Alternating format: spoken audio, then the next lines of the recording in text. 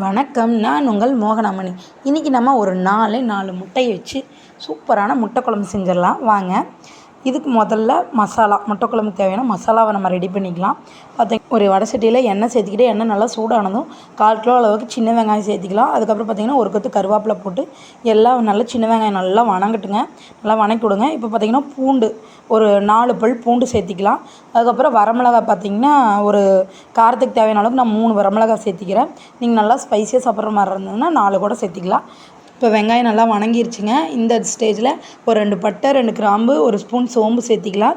அதுக்கப்புறம் மல்லித்தூள் சேர்த்திக்கிறேங்க. மல்லித்தூள் வந்து நான் ஒரு 3 ஸ்பூன் மல்லித்தூள் சேர்த்திக்கிறேன். அப்புறம் 1 ஸ்பூன் மஞ்சத்தூள் எல்லாம் சேர்த்து நல்லா வணக்கி விட்டுறலாம். தேங்காய் பார்த்திங்கன்னா ஒரு 1/4 மூடி தேங்காய் சேர்த்திக்கிறேன். இப்போ எல்லாத்தையும் நல்லா ஆற வச்சு நான் மிக்சியில் நல்லா ஃபைன் பேஸ்ட்டாக அரைச்சி எடுத்துக்கலாம்.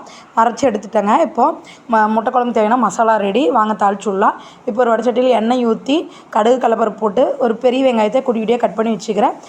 வெங்காயம் கருவேப்பிலை போட்டு நல்லா வணக்கி விட்டுறலாம். வெங்காயம் நல்லா வதங்கினதும் நம்ம அரைச்சி வச்ச மசாலாவை சேர்த்திக்கலாங்க.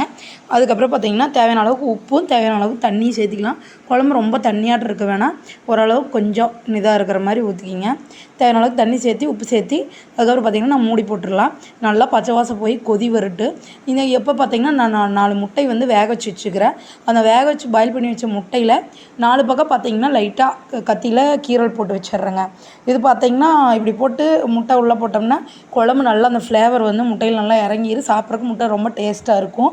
இப்போ பார்த்திங்கன்னா குழம்பு நல்லா பச்சை வாசம் போய் கொதிக்க ஆரம்பிச்சிருச்சுங்க. இந்த ஸ்டேஜில் நாம் பாயில் பண்ணி வச்ச முட்டையை இதில் சேர்த்திக்கலாம். அதுக்கப்புறம் பார்த்திங்கன்னா நான் 2 முட்டை வந்து இதில் உடச்சி ஊற்றுறேன். உங்களுக்கு பிடிச்சா நீங்கள் உடச்சி ஊற்றிக்கலாம், இல்லைன்னா பாயில் பண்ண முட்டையை மட்டும் இதில் சேர்த்திக்கலாம். நான் வந்து 2 முட்டை உடச்சி ஊற்றுறேன். இதுக்கு முன்னாடியே நீங்கள் வந்து உப்பு காரெல்லாம் பார்த்துக்குங்க.